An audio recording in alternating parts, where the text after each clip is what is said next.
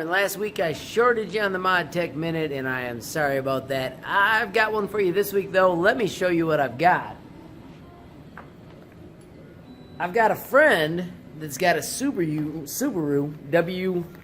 WRX, and this is the shifter, and the WRX shifter's got a mechanism in it that sometimes breaks. Now, you may notice that this one is not the original, but his original had two pieces broken.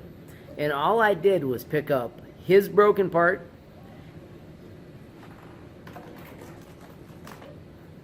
my trusty caliper, and I measured as close as I could, and I made the part in Tinkercad.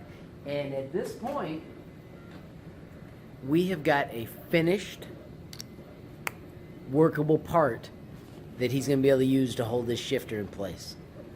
So it's just showing you that with the right amount of knowledge and a little bit of growth mindset where you try again, there is nothing you can't build. I printed this one at 5%, so I printed another one at 20% infill, so it's stronger, and I did better layers. But let me show you in Tinkercad just how it all came together. One of my favorite parts of this project is that it was created with Tinkercad. Let me show you how I did it. So I took the part that I was holding, where it was missing a couple pieces, and I simply started by measuring the cylinder. I found the rings, and I just made them holes, and I moved them up to the correct height. And I'll break this apart so you can see it. So there's the cylinder with the two holes.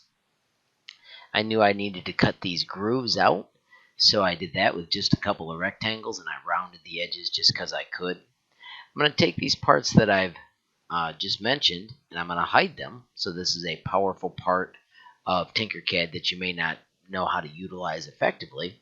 But when you start to figure out how to utilize all these things, you can make, like I showed you here, some pretty crazy parts.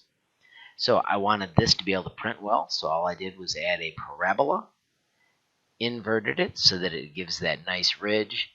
I had to cut out this cylinder area, and then I also used a parabola to cut out the inside, and then I also cut out the bottom hole as well.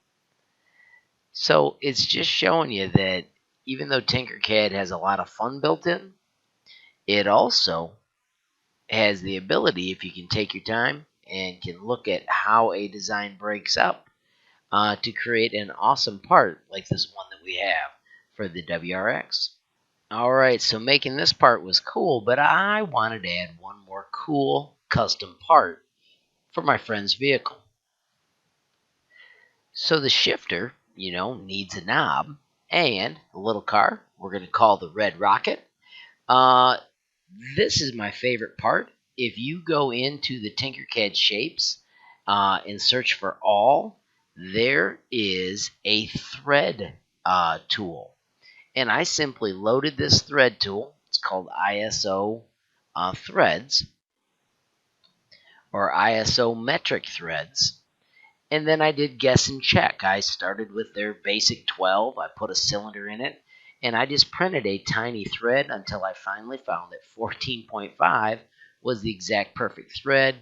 And then I used the sweet built-in text rings to add the cool words as holes so that we can cut it out. And then just so it would print better, let me break this up so you can see how I did it. I added a tube, but then I sliced the tube flat so that when I was done, it would print easier without having crazy amounts of supports. So once again, just showing you with a little bit of trial and error, a little bit of growth mindset, there is nothing you can't make using Tinkercad. So hey friends, thanks for watching. Stay tuned. I'll see if I can find a chance to get a video recorded where you can actually see it in the car. If you have a comment or a suggestion, please add it to this YouTube video. And if you get a chance, please like, comment, and subscribe. Thanks for watching. Take care. I'm on break this week, so I don't anticipate a new one next Sunday, but you never know. Maybe you will get one as well.